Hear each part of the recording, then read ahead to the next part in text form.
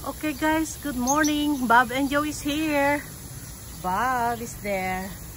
Nag-aalaga siya guys ng kanyang mga tanim. Maraming islag. Kaya ang islag guys ay kinakain niya ang mga tanim. Kaya kailangan silang maalis. Kaya ang ginagamit niya ay asin.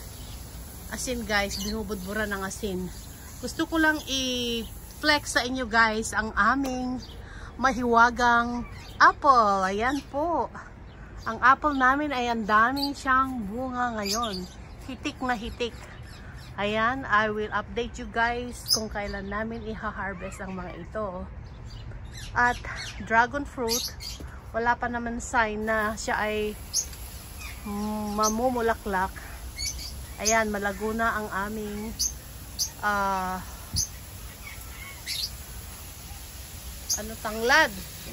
tanglad, lemongrass.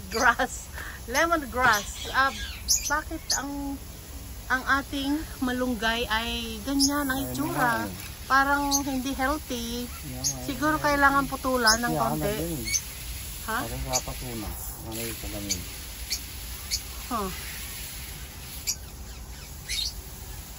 Hindi siya happy. Yeah, yan guys ang aming pero meron din yan malunggay din yan. At ito, yeah, pero nasa pot. Hindi siya dyan. Ayan guys, apple, dami talagang bunga. Ayan, hitik na hitik ang bunga ng apple ngayon. Nakala ko hindi siya lalago ng ganito dahil puro siya dahon last time guys. Ayan, ito ang ating mga tanim update guys. Kailangan ng linis pag may time. Ito si Leticia to guys. Magpapalit tayo ng lupa. Palitan natin ang lupa ni Leticia. Maganda, ganito talaga ang dapat niyang kulay, or it could be better. Ang gawin dito ay huwag natin siyang masyadong diligan para maging ganito. At kailangan ma-stress siya para gumanda. Iba naman ang stress ng tao sa tanim na ito. Ito pag na-stress ay gaganda. Ang tao pag na-stress ay papangit. Ayan guys. Kaya itong Leticia, mga tanim na ito, beside Leticia, lahat ng succulents ay pag sila ay na-stress ay gumaganda. Tingnan nyo ito hindi ko alam ang pangalan pero maganda siya. Diba? Ito naman si Arbiculata. Yan. Si Arbiculata. Ayan, tira ng mga ibon. Ayan, tira ng mga ibon. See? Itong aming backyard, guys. Ayan po.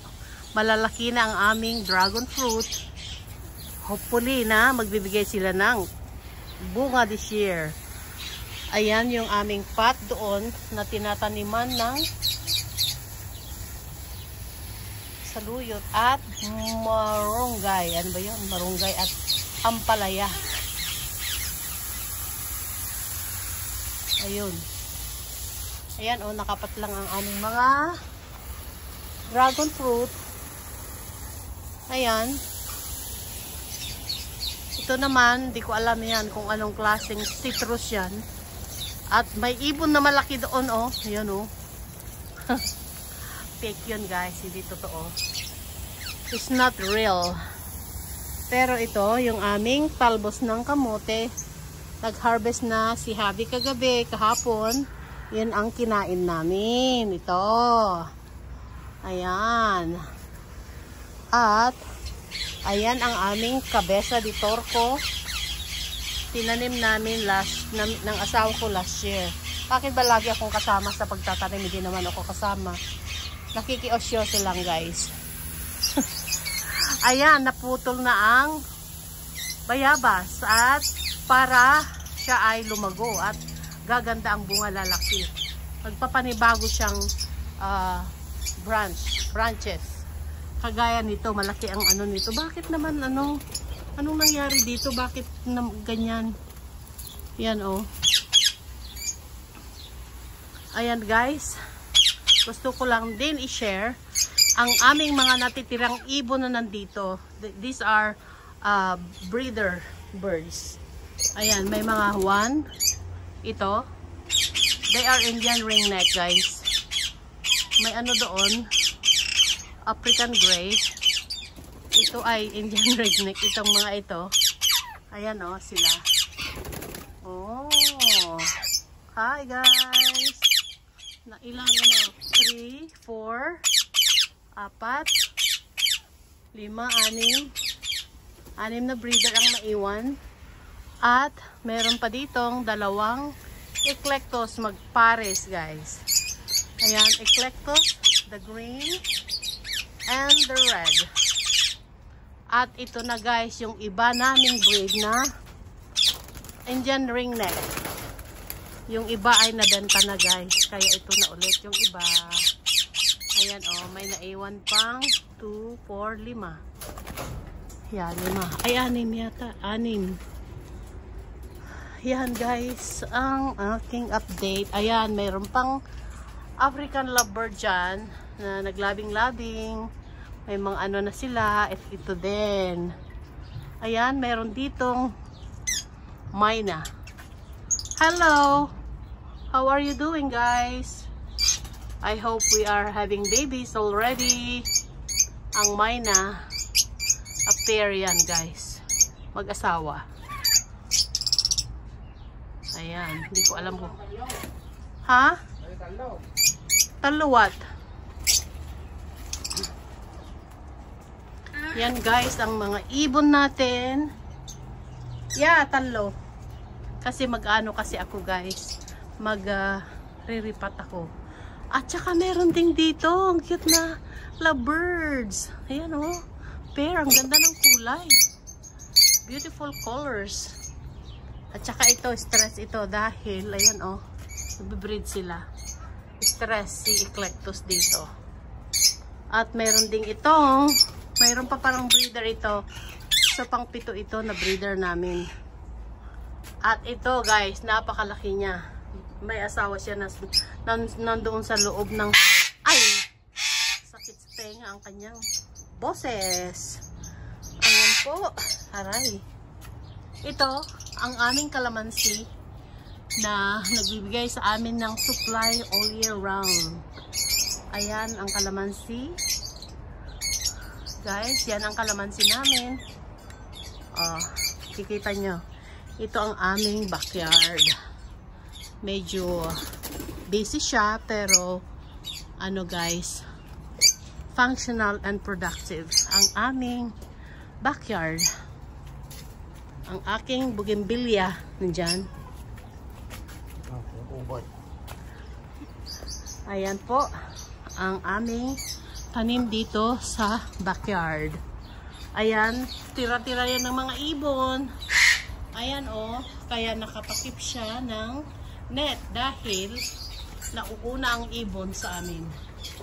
At ipakita ko ang ginawa ng ibon na napakagandang variety ng aking succulents kinain. Kinain guys. Ito, so tira-tira din ng ibon yan. Maraming kinain ng ibon dyan. Pati dito. Ayan oh, tinanim ko last week. Yan, kinain din ng ibon. So, inayos namin dyan last week. Ito, papalitan ko ng tanim yan. Hindi ko alam kung meron akong enough na gagamiting soil para dyan. At ito, another ibon here.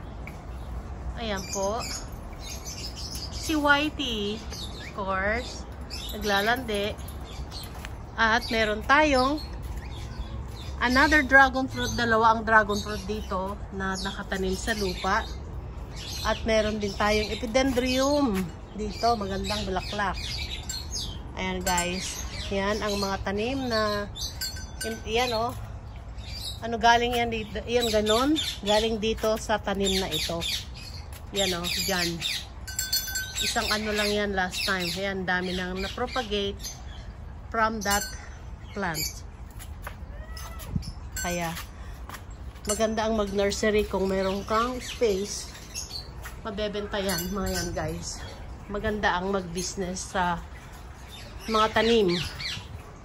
Ito, so kinuha ko doon, kinuha niyang asawa ko doon, yung 3 pot doon, papalitan natin ng mas magandang kulay. Ayan, ang Purple Delights. Ayan, ang mga tanim dyan, di ko alam kung anong pangalan ng magandang tanim na yun doon. Yung malalaki ang dahon. Ayan guys. Gusto ko lang ipakita sa inyo again, update of my plants. Ito, ayan oh, parang ang ganda niya.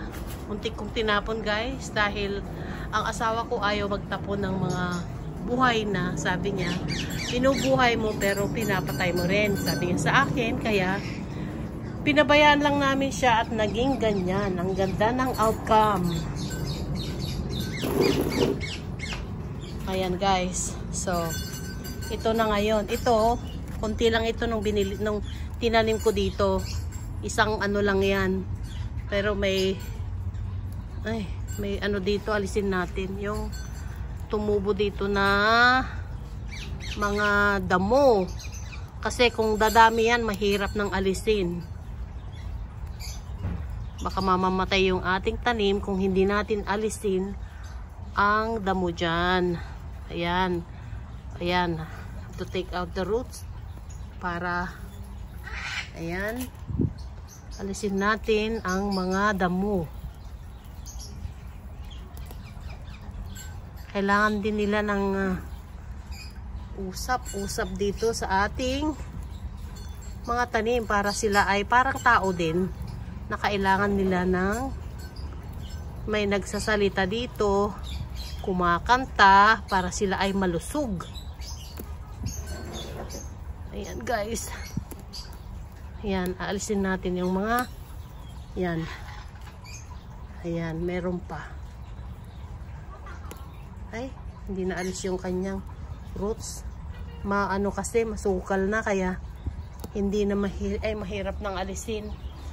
Ayan, ito guys, tira rin ng mga ibon. Tira-tira din ng mga ibon yan. Nakita niya, at saka slag. Slag guys, ang kumakain sa kanila. Kaya itong asawa ko, naisipan niyang lagyan ng net dyan para hindi makapasok ang ating mga kumakain, mga kaaway natin sa tanim. Ayan guys, ang iba pang tanim, nakikita nyo. Ayan, sleeper, ruby sleepers, corona. Papalitan natin yan dahil hindi siya maganda. Yan yung mga, yan o, mga Cotyledon orbiculata. Ayun naman ay Sedum clavatum. Ito mga cabbages natin yan. Ayan, bird's nest. Bird's nest. Ito. Ay, kita nyo to. St. Patrick. St. Patrick daw yan guys. Ito guys. Ayan. Diba napakaganda ang mga tanim. Ito yung si burritos. The Boros tail tawag dito.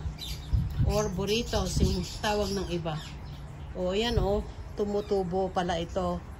Kung kayo ay talagang mahilig sa tanim at gusto nyo magpadami at magbenta, ito guys, ang kanyang ganito lang ay kunin yung ganon, ilagay sa lupa, ipatong lang, tutubo yan guys. Ayan. Ayan, pinopagate ko ito. Nilagay ko dyan. Para dyan sila kumpul-kumpul. Yan yung jade na maliliit. Ayan guys, ang update ng aking mga tanim. Ito yung kasama ng Boros tail. At saka ito pa. Mga 3 sila dyan. 3 ganyan. Hanging. Ayan po. Ayan, ito ay galing sa dahon ito guys. Ayan, alisin natin yung dami namang, o yan, dinagyan ng slow release na ano to? Slow release na yan, fertilizer. Ito yung sea marine. Ayan, mayroon din siyang yung grass. Pag ito hindi na alis, dadami siya at hindi na siya maganda. Kailangan maalis ito, guys. Yes. Ayan, guys. Hindi ko maalis, mga kapatid. Ha? Ayan po, naalis ko. Ayan po, ito guys, moonstone. Isa lang ito na binigay sa akin, kaya pinagtsatsagaan kong nilagay dyan. Pinagtsagaan ko, yan, gaganda rin yan, dadami yan. Eventually. Ayan, titingnan, dami ng upset. Dami na. Ayan. Ayan, tinanim ko from the leaves. Yan ang mga yan, guys, from the leaves. Ayan. Diba ang ganda na? Yun. Yun na yun. Ayan, daming marine, guys. Marine din yan, ibang variety. Ito, gustong-gusto ko itong marine na yan dahil napakaganda niya. Dainty tingnan. Maganda siya pag naiinitan, guys.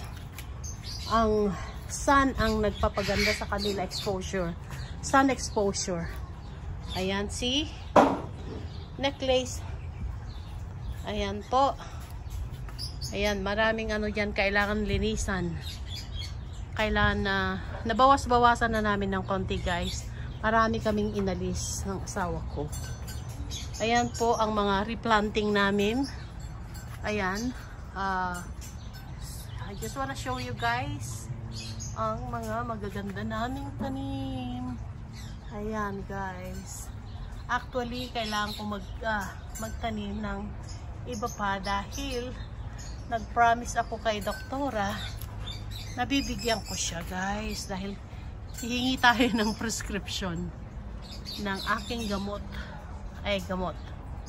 Ayan, di ba gaganda? They are beautiful. Ayan. Marami pa dyan.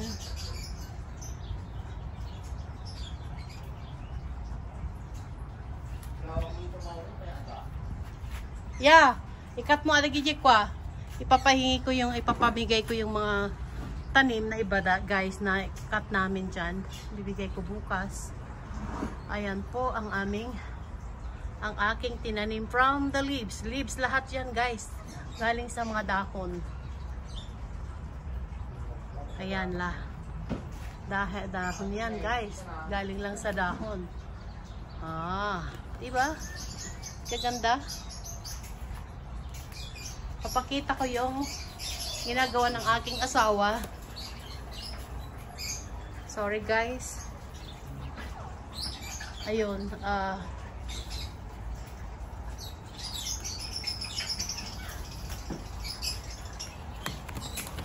ayan, guys. Alisin niya yan, tapos lalagay dito. Alisin amin ata sukatak. May nakita na eh. I know, but I want to. Dito, anong nagkatasi na, dito ang tubo, butas ka. Ayan, guys, balak kong palitan kasi ang tanim niyan, kaya or ikat mo latan ang aro doon. Yeah? Damlatan. Yeah, balak ko sanang alisin, guys, palitan, pero napakaganda naman niya. Sayang naman kung alisin ko dahil napakaganda. Yeah, ito alisin din natin ng mga dead na patay na mga buwan. Sa bali rin ka.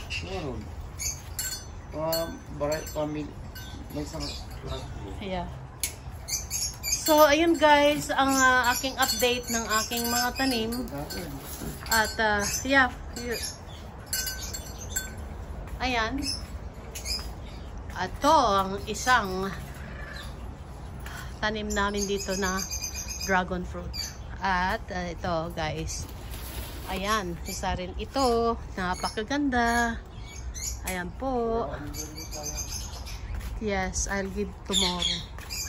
Gusto ko sanang bumili ng pot guys dahil magtatanim ako ng ipapamigay ko sa aking kaibigang manggagamot. Ayan po. Thank you for watching. Bye. Please watch, share, subscribe Bob and Joe's YouTube channel. Thank you guys for all your support.